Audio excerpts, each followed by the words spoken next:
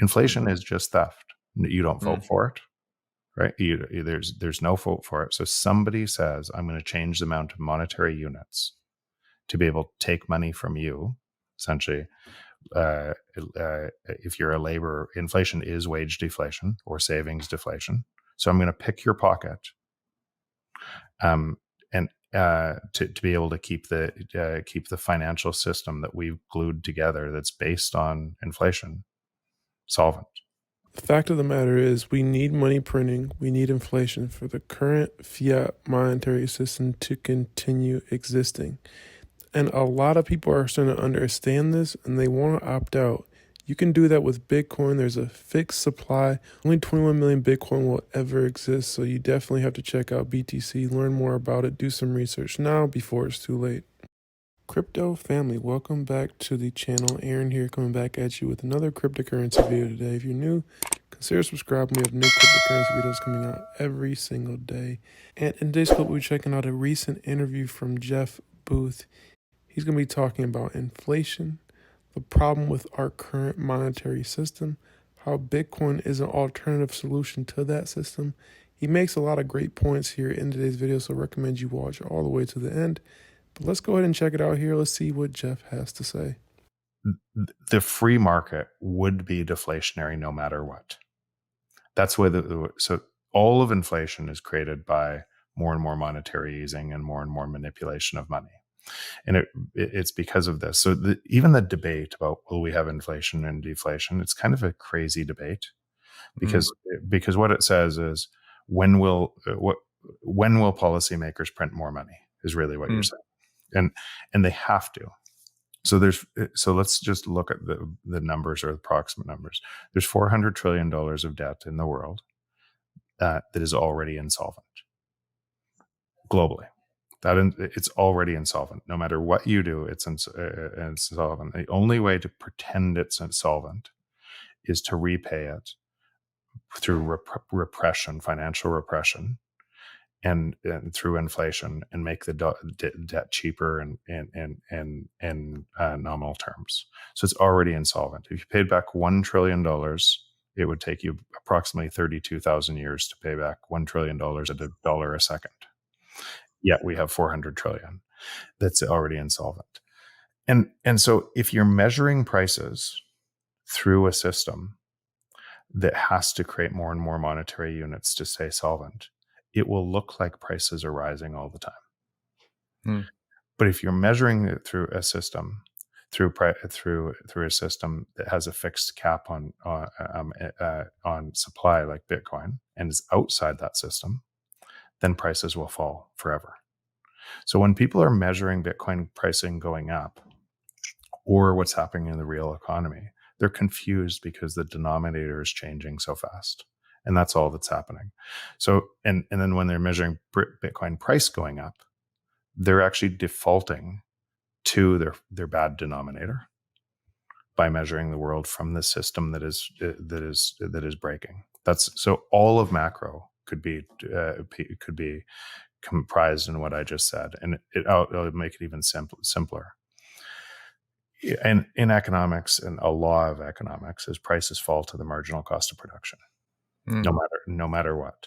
It's why this video we're on right now is free, because there's thousands of competitors offering free video services and while there's competitors, they'll price it to zero and try to find and until the technology does the job, and then those entrepreneurs will go on and do a different job. It's why your photos are free. It's why the calculator app on your phone is free, and all that productivity is removing things from GDP. So there's less things in GDP. So you have prices fall to the marginal cost of production, period. Check mark. Number two, because of AI, which we can dig into deeper, you have exponentially increasing productivity falling to its marginal cost of production. GPT-4 launched GPT 3.5, but then 4 launched only a month and a half ago. And it's already free everywhere. You don't have to pay the $20 a month. You can get it free on a million different sites, and all of the different. So you have exponentially exponential productivity that should be falling to its marginal cost of production. And then the only reason why prices aren't getting cheaper at an exponential rate is because you have debt that would go immediately insolvent if you let prices fall, because you couldn't pay that debt back. Where do you get the money to pay the debt back? From your photos that are free. Now you see the paradox, but it doesn't make your photos more expensive. It makes the other things that haven't transitioned yet more expensive, like housing or food. But all of those things are going to transition over time too.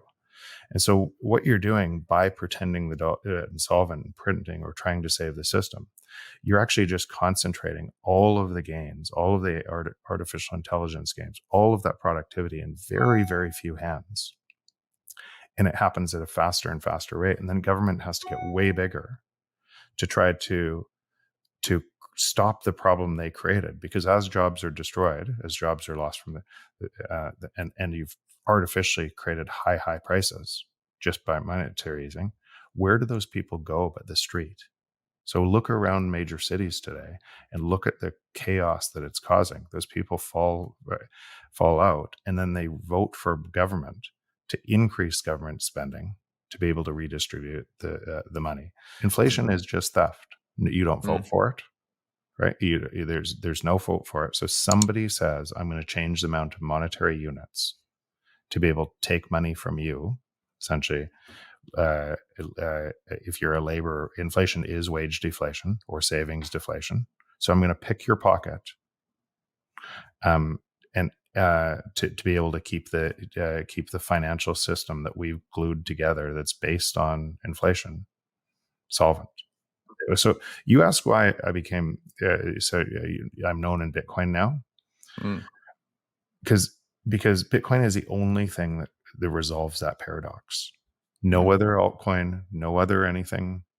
Bitcoin is the only thing that resolves that paradox. And so what's actually happening in Bitcoin is in my life, and what's happening there is prices are falling to the marginal cost of production when measured in Bitcoin. I'm looking through the world through a different measurement lens than most people are. And I understand what the existing system has to do. I understand all of the other things that have to happen. But macro is really simple. It's in this: prices follow the marginal cost of production. We have exponentially increasing productivity, and prices should be falling. Everything else is an illusion. Everything else it's not an illusion. It is real, but it's only real because people are choosing to stay in that system and and make that system have power over them. In fact, in Bitcoin, what many people don't know is I tried to disprove my hypothesis over and over and over. And I tried to say how, and most of the time spent in Bitcoin, especially in the beginning, but still somewhat today, is actually trying to disconfirm my thesis. And what's happened is my probability of failure, as I've learned more, it was always probably lower, but as I've learned more, I've decreased my probability of this not working from 1 or 2% to 0.1%. Yeah. And as I've decreased my probability of that and seen that effectively it resolves the paradox, and if you measure house prices in Bitcoin, if you measure food prices in Bitcoin, if you measure everything in Bitcoin, what you'll find is they're falling to the marginal cost of production in Bitcoin. You just can't see it from the other, and people are mismeasuring it. So, and then the only thing I have to now resolve is, can it break? Can anything break that? Because you'd have to expect, if a system had 10,000, it was 10,000 times bigger than Bitcoin, and it favored all of the media companies and all the money and everything else in the technology companies. It favored all of the politicians and all of the people that are essentially using that system to gain advantage. Then they would be at risk, because Bitcoin would favor the value producers. And so instead of favoring the rent seekers, it would favor the value creators. And so you would have to expect, if a system that was truly outside that system to be able to remain viable, it would have to withstand every attack possible. And what I've seen over time with Bitcoin is it just gets stronger and stronger and stronger with that attack. And I mean, provably stronger, more decentralized, more secure, more decentralized every year. And as all of these attack vectors have come in, and now it's starting to build into second and third layers technologies that are building on top of it that literally change the world. So you're having a paradigm shift, and the people that are living on Bitcoin or more on Bitcoin are actually just. Have you ever heard William Gibson's quote? Future's already here; it's just not widely distributed. I have heard that actually. It's a great quote.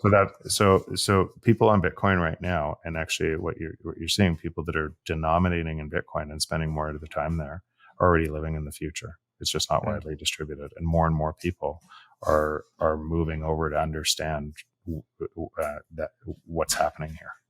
And most people are looking at Bitcoin as just a store of value. And then Lightning comes out, and then Fediment comes out, and some of the layers on top of this are just early, and entrepreneurs are racing to them.